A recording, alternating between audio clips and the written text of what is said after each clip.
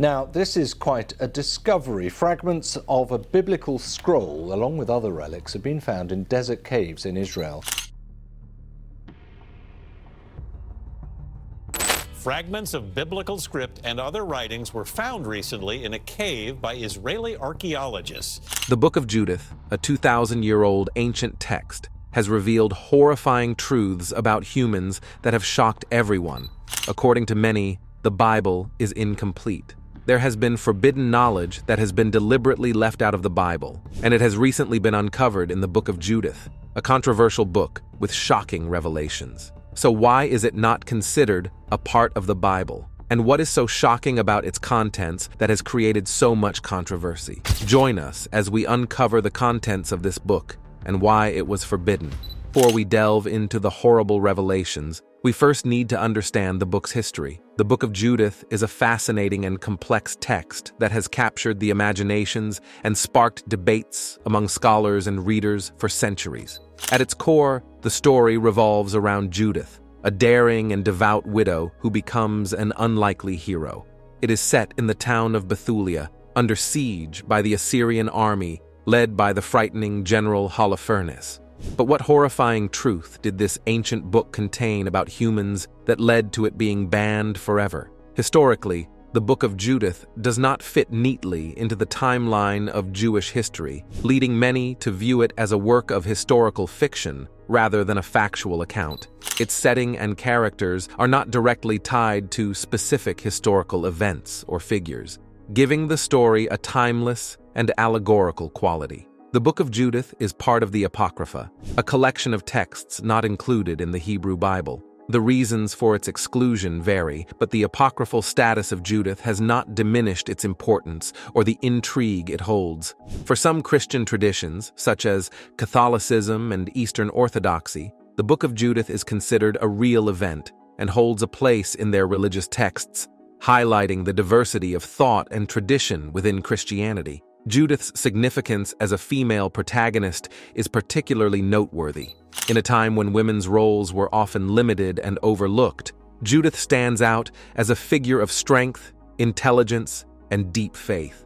Her story challenges traditional gender roles and has been a source of inspiration and debate regarding women's place in religious and historical narratives. The tale of Judith is a story of bravery, faith, and strategic genius set in a besieged town. So what exactly happened to her? The story unfolds with the Assyrian general Holofernes laying siege to the town of Bethulia, a strategic location blocking his path to conquer Israel.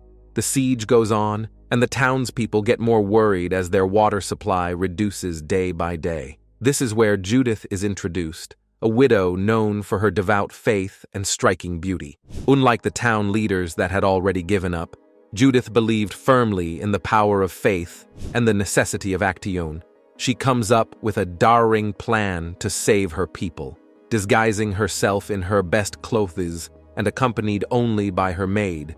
Judith goes into the enemy camp, relying on her courage and wit to navigate this dangerous mission.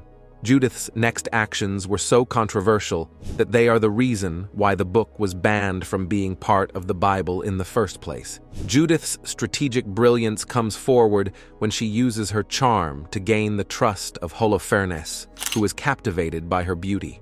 She cleverly convinces him that she has switched sides and possesses valuable intelligence that can help him conquer Bethulia. Invited into his tent and treated with honor, Judith waits for the right moment to execute her plan. The climax of the story is both shocking and intense. Judith waits until Holofernes, drunk and vulnerable, falls into a deep sleep. With strong resolve, she seizes his sword and beheads him, a bold act of faith and defiance. She then returns to Bethulia with the general's head, a symbol of her triumph and the turning point for her people. Inspired by Judith's courage, the Israelites launch a surprise attack against the leaderless Assyrian army, leading to a decisive victory. Judith's story shows how intelligence, courage, and faith can turn the tide against overwhelming odds. Her actions speak to the power of individual agency and the impact one person can have on the fate of many. Judith's bravery saves her town and serves as proof of her belief that righteousness can prevail against might. Judith's story within the Book of Judith continues to inspire and provoke thought about the capabilities and resilience of the human spirit. However, Judith's story has caused controversy. It is often compared to another story, that of Esther. The stories of Judith and Esther in Christianity stand out for featuring strong, courageous women who played pivotal roles in saving their people. While both heroines are celebrated for their bravery and strategic acumen, their stories and the contexts in which they acted present notable differences. Judith, the protagonist of the Book of Judith, is a widow who takes a direct approach to save her people from the Assyrian army. Her bold decision to infiltrate the enemy camp and personally eliminate the threat by beheading the Assyrian general Holofernes showcases her as a figure of action, courage, and faith. Judith's story is marked by her willingness to use deception and violence in service of a higher cause, highlighting themes of divine justice and the power of individual agency. In contrast, Esther, the central figure of the Book of Esther, goes her circumstances with a different kind of bravery. As a Jewish queen of the Persian king Xerxes Ephor, Esther uses her influence and strategic intelligence to prevent a genocidal plot against her people, planned by the villainous Haman. Esther's approach is more diplomatic. She carefully plans a series of banquets to win the king's favor and reveal Haman's false scheme, leading to Haman's downfall and the salvation of the Jewish people. One key difference between Judith and Esther lies in their methods. Judith operates through direct action and physical confrontation, while Esther works within the system, using her position and wits to effect change. Both stories, however, show the themes of divine providence and the strength of women. Despite these stories, the inclusion of these books has been subject to debate. The Book of Esther is part of the Hebrew Bible and the Christian Old Testament, celebrated annually in the Jewish festival of Purim. Its canonical status, however, was entirely disputed due to the absence of explicit references to God. Nevertheless, Esther's story was ultimately embraced for its powerful portrayal of Jewish survival and identity. The Book of Judith, on the other hand, finds itself in the Apocrypha, recognized by some Christian traditions but not included in the Hebrew Bible. The reasons for not including it are many, including questions about its historical and geographical accuracy, its authorship, and its place within the Jewish religious story. The contrasting fates of these books in the biblical law highlight the complex interplay of religious, cultural, and historical factors that influence the formation of sacred texts. Judith's bold actions and Esther's strategic diplomacy both offer compelling narratives of female empowerment and divine intervention, yet their reception and legal status reflect the diversity and evolution of religious traditions. The Book of Judith, however, is riddled with historical inaccuracies and anachronisms that have puzzled scholars and theologians alike. These discrepancies raise questions about the book's historical authenticity and contribute to its exclusion from the canonical Bible in many Jewish and Protestant traditions. One of the biggest issues within the Book of Judith is its geographical and historical inconsistencies. The narrative situates the story in the town of Bethulia, a location that has escaped precise identification and does not appear in other historical records. Additionally, the book's portrayal of Nebuchadnezzar as the king of Assyria is historically inaccurate, as he was, in fact, the ruler of the Babylonian Empire, not Assyria. This mix-up of prominent historical figures and empires adds a layer of confusion to the text's historical foundation. Moreover, the timeline presented in the Book of Judith seems to be out of sync with established historical events. The narrative appears to mix elements from different periods of ancient Near Eastern history, making it difficult to pinpoint the exact era in which the story is supposed to take place. This approach to storytelling has led scholars to question whether the Book of Judith was intended as a historical account or a fictional tale with moral and theological undertones. The implications of these historical and factual discrepancies are significant when considering the book's authenticity and its place in religious texts. The apparent mistakes and inaccuracies suggest that the Book of Judith may have been crafted more as a lesson or a piece of historical fiction rather than a strict historical record. This perspective aligns with the view of some scholars who argue that the book was meant to inspire and teach through allegory and metaphor, rather than to document factual events. The lack of historical confirmation has been a key factor in the book's exclusion from the Hebrew Bible and its contested status in various Christian traditions. While the Catholic and Eastern Orthodox churches include Judith in their Old Testament, acknowledging its inspirational value and moral lessons, many Protestant and Jewish traditions do not recognize it as real, primarily due to its historical and factual inconsistencies. These discrepancies, however, do not diminish the Book of Judith's literary and theological significance. Instead, they invite readers to explore the text as a reflection of the cultural, religious, and social values of its time. The book's lasting themes of faith, courage, and divine justice continue to resonate, regardless of its historical accuracy. But why exactly was this book banned by the church in the first place? The answer lies in its content. Judith's strategic brilliance and unwavering faith lead her to use tricks and charm as weapons against the Assyrian general Holofernes, resulting in his horrific assassination and the subsequent salvation of her people. This complex mix of virtues and morally ambiguous tactics raises intriguing questions about the justification of such actions within the context of her society and the broader notion of the greater good. Judith's approach to achieving her ends, particularly her calculated use of her beauty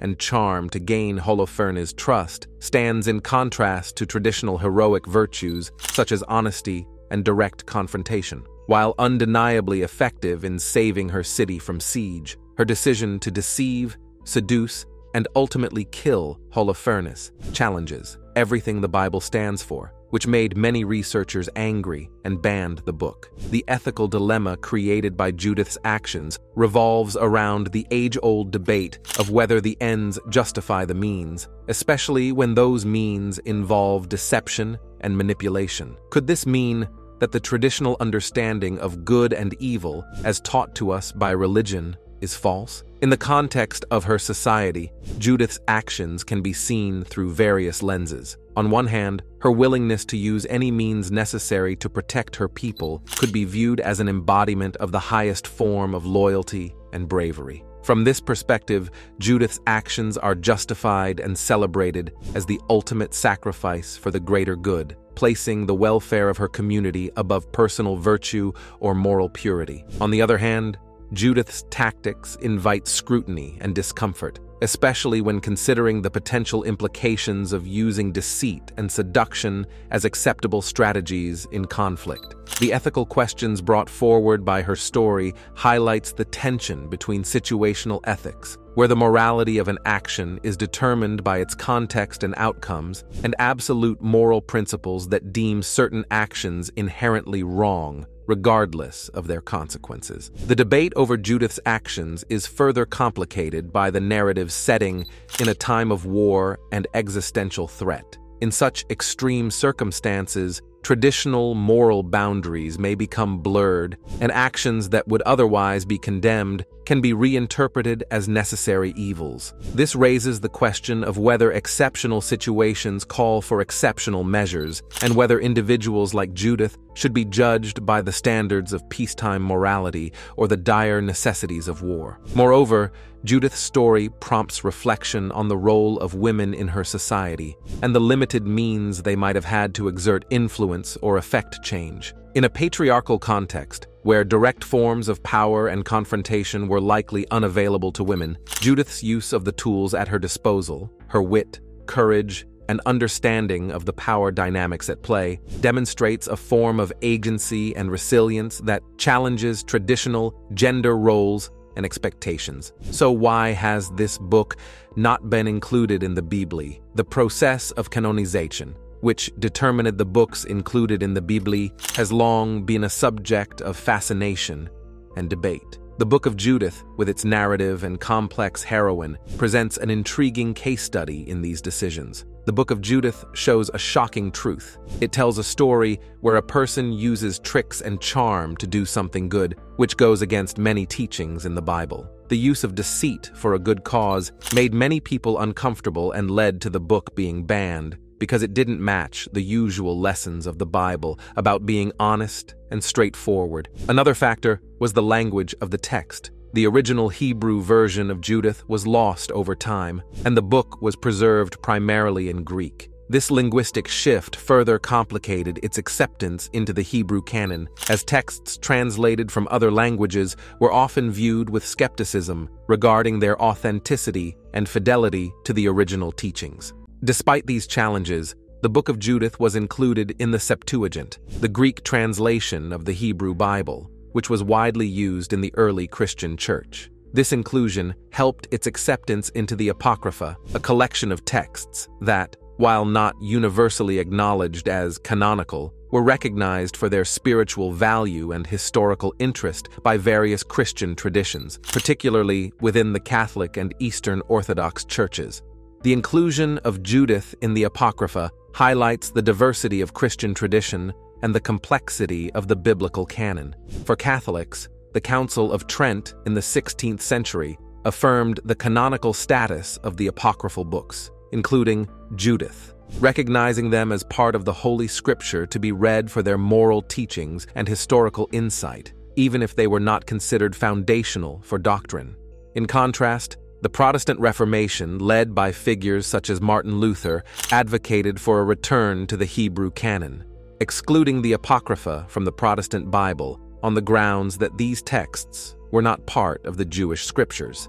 The acceptance of Judith in certain Christian traditions shows the book's long-lasting appeal and the value placed on its narrative and themes. Judith's story of faith, courage, and divine intervention resonates with many believers, offering a powerful example of God's deliverance and the potential for individuals, regardless of gender or status, to play a pivotal role in the unfolding of divine will. So, while not universally recognized as canonical, Judith's place in the Apocrypha and its acceptance in certain Christian traditions attest to its continued relevance. What lessons can this 2,000-year-old book tell us about our modern lives? The Book of Judith continues to captivate and inspire discussions in modern contexts, particularly in the world of female empowerment and moral complexity. Judith's portrayal as a strong, autonomous woman who single-handedly confronts and overcomes a formidable enemy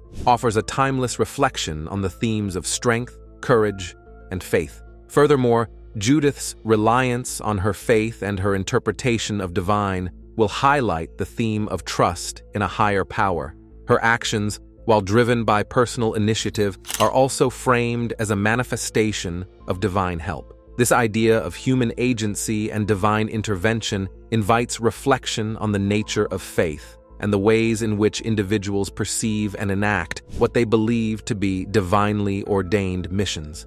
In a modern context, this raises questions about the sources of our convictions and the lengths to which we are willing to go in pursuit of what we perceive as a greater good. So, the Book of Judith speaks to modern audiences about the power of faith, the complexity of moral choices, and the potential for individual action to bring about significant change. The lessons from Judith's story remain true, urging us to confront challenges with courage and to pursue what we believe to be right. War, as depicted through the siege, led by Holofernes, is a reminder of the devastating impact of conflict on communities and individuals. The story doesn't shy away from the brutal realities of war, including the fear, suffering, and desperation it breeds. This aspect of the story compels us to reflect on the countless wars throughout history and their reasons, questioning the very nature of human conflict and the recurring pattern of violence. The manipulation of power is another critical theme. Judith's encounter with Holofernes illustrates how power can be both a weapon and a weakness. Her ability to exploit the power dynamics at play, turning Holofernes' authority and arrogance against him, offers a keen insight into the nature of power itself. It speaks to the potential for the underdog to subvert dominant forces, but also to the dangers inherent in power's seductive allure and the ease with which it can be abused. The Book of Judith, through its exploration of these dark themes, holds up a mirror to humanity, reflecting our capacity for both great courage and moral ambiguity. It forces us to think about the ethical choices that have faced societies throughout history, pushing us to question the actions of its characters and our own values and the societal norms we abide by. The character of Judith in particular has been of interest in this story to many. Unlike the more commonly celebrated male heroes in ancient texts, Judith's story places a woman at the forefront of salvation, not as a mere accessory to male heroism, but as the central figure of resilience and strategic brilliance. This repositioning of gender roles resonates with current movements towards gender equality, highlighting the potential of women to lead and affect change. Ancient texts, like the Book of Judith, also play a crucial role in bridging our past with the future, offering a mirror to reflect on human nature, societal norms, and the challenges of moral and ethical decision-making. However, the Book of Judith isn't the only ancient book that was banned for its contents. There have been many others that were not included in the canonical Bible. These banned books offer alternative perspectives and insights into the spiritual and moral questions of their times. The Book of Enoch, attributed to the great-grandfather of Noah, is an ancient Jewish text that predates the birth of Christ and consists of several distinct sections written over a period of time. Its origins are lost in time, believed to have been composed from the 3rd to the 1st century BCE. This text is particularly significant for its detailed descriptions of the heavens and the complex workings of the universe, as understood by the ancients. The story tells about Enoch's divine encounters, detailing his rise through the heavens, guided by angels. It provides insights into the hierarchy of angelic beings and the structure of the universe, which were revolutionary for its time. The book also takes the reader on a journey through the universe, guided by angels, through the heavens and into the very presence of God. It goes into the fall of the Watchers, angelic beings who descended to earth and imparted forbidden knowledge to humanity, leading to their own downfall and the corruption of the human race. This tale combines themes of divine punishment and the ultimate judgment to be given out at the end of times, providing a framework for understanding righteousness and sin. Despite its impact on early Jewish thought and its evident influence on the New Testament writers, the Book of Enoch was left out of the Hebrew Bible and subsequently the Christian Old Testament. This exclusion is often attributed to its mystical content, which diverged significantly from the religious norms of the time and the controversies surrounding its authorship and authenticity. The survival of the Book of Enoch is primarily thanks to the Ethiopian Orthodox Church, where it is considered real. This preservation in a distinct Christian tradition shows the diverse paths of religious texts and the complex history of what was called sacred scriptura. Enoch's journey through the heavens and the vivid portrayals of angelic and demonic beings continue to fascinate scholars and believers alike. It offers a window into the rich, early Judaic Christian mysticism and apocalyptic literature. The Book of Enoch remains an important piece of literature, bridging the gap between the divine and the mortal, and inviting reflection on the broader questions of morality and the structure of the universe. Another intriguing text is the Gospel of Thomas, a collection of sayings attributed to Jesus. The Gospel of Thomas is a fascinating ancient text, believed to have been written in the early 2nd century, that consists of 114 sayings attributed to Jesus. Unlike the 4 canonical Gospels in the New Testament, which tell the story of Jesus' life, death, and resurrection, the Gospel of Thomas focuses solely on his teachings. Many of these sayings resemble those found in the canonical Gospels, but some are unique to Thomas and offer a different perspective on Jesus' message. The history of the Gospel of Thomas is marked by obscurity and rediscovery. The text was lost to Western scholars until 1945, when it was found among other early Christian writings near Nag Hammadi, Egypt. This discovery shed light on the diversity of beliefs and writings within early Christianity and led to renewed interest in alternative Christian texts. The reasons for the Gospel of Thomas's exclusion from the New Testament canon are varied. Some scholars suggest that its format, lacking a narrative structure made it less appealing to the early church leaders who sought to compile a cohesive account of Jesus' life and teachings. Others point to its Gnostic elements, emphasizing personal spiritual knowledge over orthodox teachings and rituals as a key factor in its exclusion. The Gospel of Thomas's emphasis on discovering the kingdom of God and within oneself contrasted with the more communal approach of the early Christian church. Another book that was banned was The Shepherd of Hermas. The Shepherd of Hermas is a Christian work composed in Rome in the 2nd century, known for its complex structure that combines visions, commandments, and parables. It was named after the work's central figure, Hermas, who is a Christian slave who gains his freedom and then experiences a series of revelations from a heavenly messenger. These revelations are often presented through the metaphor of a shepherd guiding his flock, emphasizing morale and ethical living, repentance, and the importance of adhering to the faith amidst challenges. In its early years, The Shepherd of Hermas was highly regarded by many in the Christian community and was even read in churches. It offered practical advice on Christian living,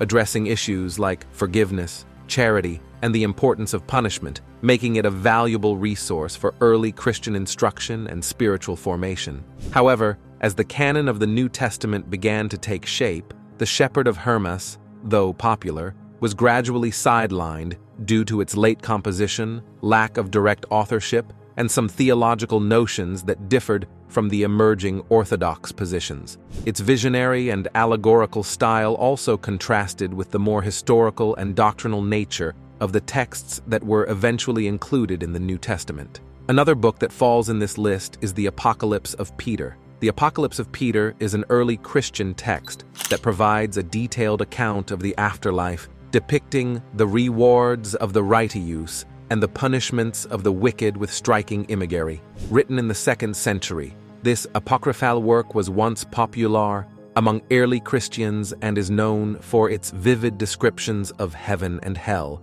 which were meant to encourage ethical living and adherence to Christian teachings. Despite its initial popularity and the fact that some early Christian leaders regarded it highly, the Apocalypse of Peter was ultimately not included in the New Testament canon. One reason for its exclusion could be its focus on graphic and sensational descriptions of the afterlife, which might have been seen as overly simplistic or not in line with the theological nuances of the canonical texts. Furthermore, the text's authorship could not be directly linked to Peter, an apostle, which was a crucial criterion for inclusion in the New Testament. The book's approach to eschatology, the part of theology concerned with death, judgment, and the final destiny of the soul and humankind, differs from the more reserved and less descriptive treatments found in the canonical texts. The Apocalypse of Peter provides a window into the diverse beliefs and teachings that existed within early Christianity regarding judgment and the afterlife.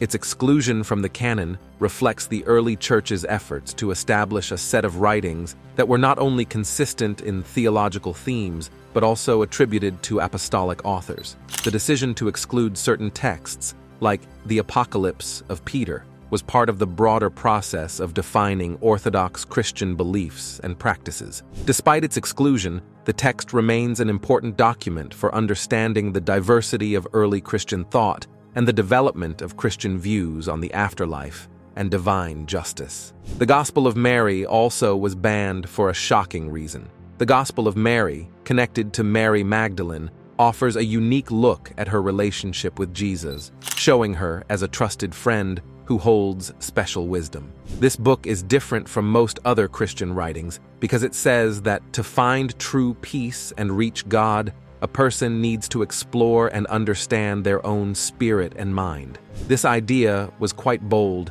and didn't fit well with what many church leaders believed at the time. They taught that following the church's rules and believing in what the church said about Jesus' life, death, and coming back to life was the way to be saved. But the Gospel of Mary suggests something more personal.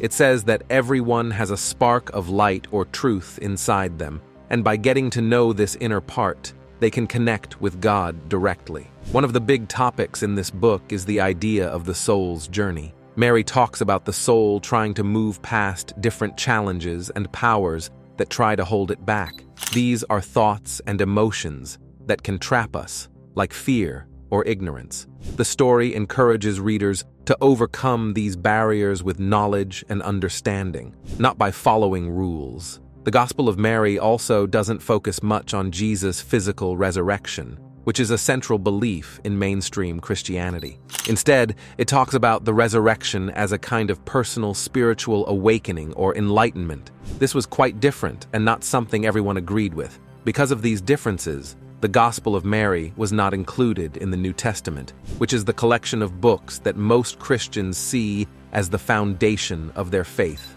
Over time, this book was forgotten or ignored by many and only came to light again in recent times. Today, people find this text fascinating because it shows a different side of early Christian beliefs and practices. It reminds us that long ago, there were many different ideas about Jesus and how to live a good life. The Gospel of Mary, with its focus on inner knowledge and personal growth, adds a rich layer to our understanding of these ancient discussions and debates. The Gospel of Judith is another very interesting book that was hidden for a long time before people found it in the 1970s. It wasn't until 2006 that more people got to learn about it. This book tells a story about Judas Iscariot that is very different from what most people have heard. In many stories, Judas is seen as the bad guy because he gives away Jesus' location to the authorities, which leads to Jesus' arrest. But in the Gospel of Judas, things are different. Here, Judas is shown as the most loyal friend of Jesus, someone who does what he does because it's part of a bigger plan that only he and Jesus know about. This idea was very surprising and didn't match what many people believed. The book suggests that Judas's act of betrayal was actually a task given to him by Jesus to help fulfill a prophecy. Judas was doing something very important and difficult, knowing it would make everyone see him as the villain, but it was necessary for a greater good. The Gospel of Judas also has a lot of Gnostic ideas. Gnosticism was a belief system that said the way to find God and understand the universe was through secret knowledge and insight. This was different from what the more traditional Christian groups believed, which was that following the teachings and rituals of the church was the path to God. Because of these big differences, the Gospel of Judas was not included in the New Testament. The leaders of the early church decided that the stories and teachings in the Gospel of Judas didn't fit with their understanding of Jesus' message. Finding the Gospel of Judas showed people that the early days of Christianity were full of diverse opinions and beliefs. Reading the Gospel of Judas today can make us think about forgiveness, understanding, and the complex nature of human actions. This book also invites us to question and explore our own beliefs. It encourages an open mind and a willingness to consider different perspectives, even if they seem unusual or challenging at first. In a way, the Gospel of Judas, with its unique view of one of the most infamous figures in religious history, teaches us about compassion and the importance of looking beyond the surface to find deeper truths. The reasons for the exclusion of all these books vary. However, each banned book holds a piece of the puzzle in understanding the diverse beliefs and practices that shaped early Judaism and Christianity. The Book of Judith, with its ancient narratives, challenges, and themes, still speaks volumes to our modern world. Judith's story of bravery, strategic cunning, and the complex moral decisions she faced resonates with contemporary discussions on leadership, gender roles, and ethical dilemmas. This 2,000-year-old text, once excluded and controversial, now invites us to reflect on our values, beliefs, and the enduring human spirit. Thanks for exploring with us on Beyond Discovery. If you enjoyed these revelations, click now on the next video that pops up on your screen. It's unbelievable.